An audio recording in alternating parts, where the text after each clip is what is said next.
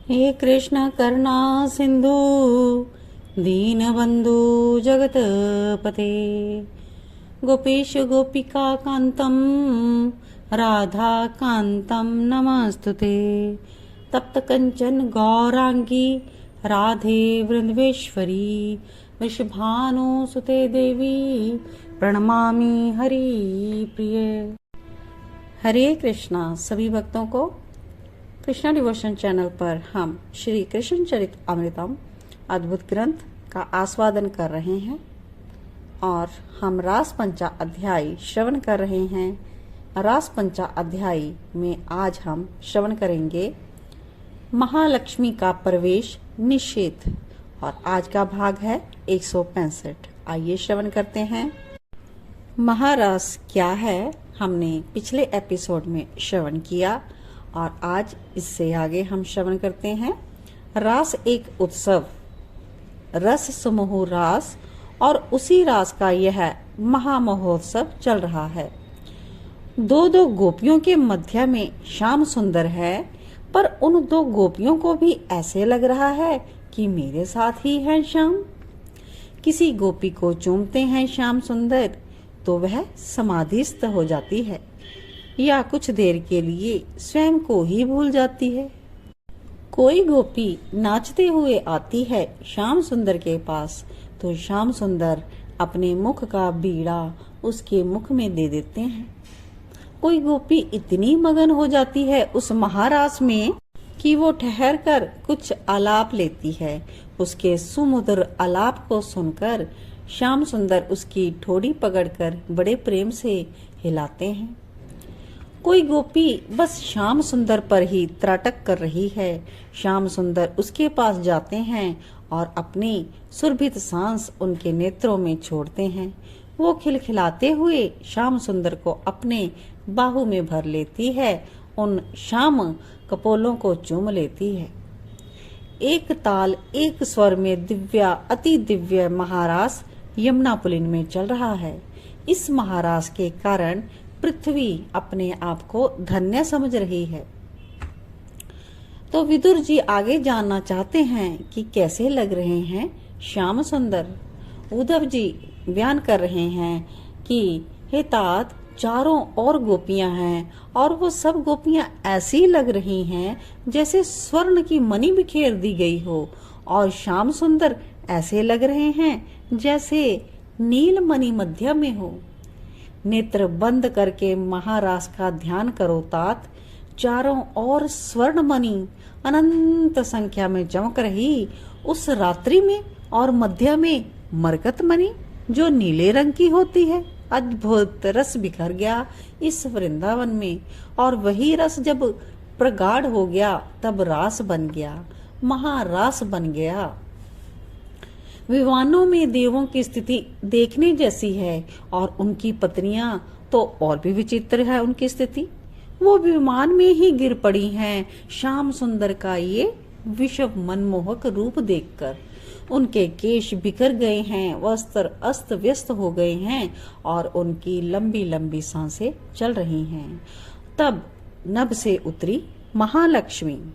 लक्ष्मी जी कहती हैं, उमा सावित्री, मैं जा रही हूँ वृंदावन, तुम लोग यहीं रहना, मैं इस रस का आस्वादन वहीं जाकर करूंगी। उमा और सावित्री दोनों देवियों ने कहा, हाँ आप जाओ और दर्शन भी कर आओगी, उस महारास का तो भाग्यशालिनी होगी। दर्शन नहीं, मैं तो लक्ष्मी देवी हूँ, उन सब ब्रज देवियों को हटाकर मैं स्वयं नाचूंगी अपने नागर नारायण के साथ। ऐसे लक्ष्मी देवी चंचलता से बोल रही हैं। पर वहां तो श्री राधा है, उमा ने कहना चाहा तो लक्ष्मी सोचने लगती है, राधा क्या है, एक ग्वालनी तो है, पर मैं तो अंग संगा महालक्ष्मी हूँ। सावित्री ने पूछा, क्या सोच रही हो? तो मेरे साथ तो भगवान ने कभी वैकुंठ में इस तरह रास नहीं किया, ये ऐसा तो चलो कोई बात नहीं, मैं जाती हूँ वृंदावन। इस विषय पर ज्यादा नहीं सोचती हुई लक्ष्मी जी चली गई वृंदावन को। तो अब आगे का क्या सीन है। जब वो वृंदावन में पहुंची तो दो अत्यंत सुंदर गोपियों ने लक्ष्मी जी को रोक दिया और पूछती हैं, आप कौन हो? रोका भी तो वृंदावन की सीमा में, यमुना के इस पार आने ही भी नहीं दिया। लक्ष्मी जी हंसी, मैं कौन हूँ जानती हो? आप कोई भी हो, पर आपका वृंदावन में प्रवेश नहीं है। वो गोपियां श्री राधा जी की सखियां थी जो ऐसा बोल रही हैं। अच्छा सुनो, मेरा परिचय सुनोगी तो मुझे रोकोगी नहीं। लक्ष्मी जी को अपना अहंकार था। अच्छा बोली, कौन हो तुम? महालक्ष्मी। आश्चर्य हुआ लक्ष्मी जी को, इन गोपियों को पता कैसे चला? और लक्ष्मी जी ने पूछा तो गोपियों ने मुस्कुराते हुए उत्तर दिया, हमें आप क्या समझती हैं? हम सर्वेश्वरी श्री किशोरी जी की सहचरी हैं, कोई साधारण नहीं है। लक्ष्मी जी अपना प्रभाव दिखाने लगी, पर गोपियां हंसी। ये आह्लादनी की भूमि है, ये प्रेम की भूमि वृंदावन है, यहाँ आपका वैभव कुछ काम नहीं आएगा। पर तुम लोग मुझे जाने क्यों नहीं देती वृंदावन में? मुझे जाने तो दो, मैं दर्शन करना चाहती हूँ। लक्ष्मी जी समझ गई कि मैं जो सोचकर आई थी कि रास करूंगी, नृत्य करूंगी श्याम सुंदर के साथ, पर यहाँ तो वृंदावन में ही प्रवेश निषेध कर दिया गया है। अब क्या करूं? प्रेम नगरी है यह श्री धाम वृंदावन। प्रेम नगरी में सबका प्रवेश कहाँ है? यहाँ तो वही आ सकता है। कौन? जो झुके, नम्रता ओढ़े और घुटनों के बल सरकते हुए चले। कोमल है ये वृंदावन, यहाँ अहंकार की गर्मी सहन नहीं होती इस श्री धाम को। वैसे भी प्रेम नगरी में चलो तो संभल कर चलो। और हंसी गोपियां, आप तो महालक्ष्मी हैं, महामाया हैं। आप जिसके पास चली जाएं वह अहंकार से ग्रस्त हो जाता है, फिर आप स्वयं। दोनों गोपियां हंसती रहीं। महालक्ष्मी ने कहा, मैं प्रवेश पाकर रहूंगी वृंदावन में। गोपियों ने कहा, क्या करोगी आप? मैं तपस्या करूंगी।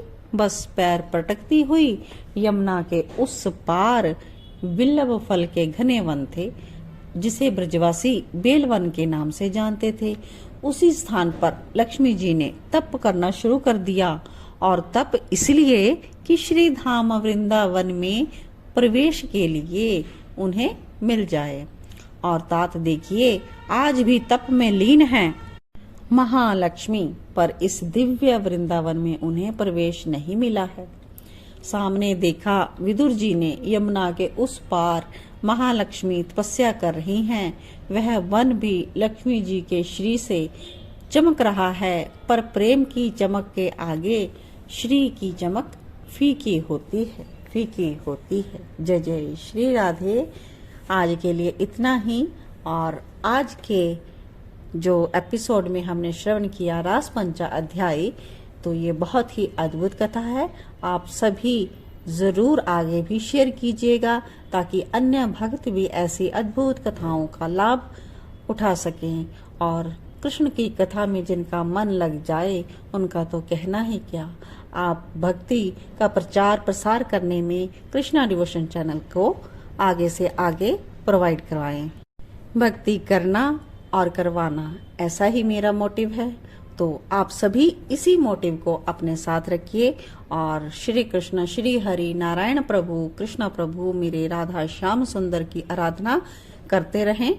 और अपने जितने भी आसपास जितने भी आपके फ्रेंड्स रिलेटिव्स हैं, और सबको आप भक्तिमय माहौल प्रोवाइड करवाएं और उनको हरि कथा से जरूर जरूर उनका आस्वादन करवाएं।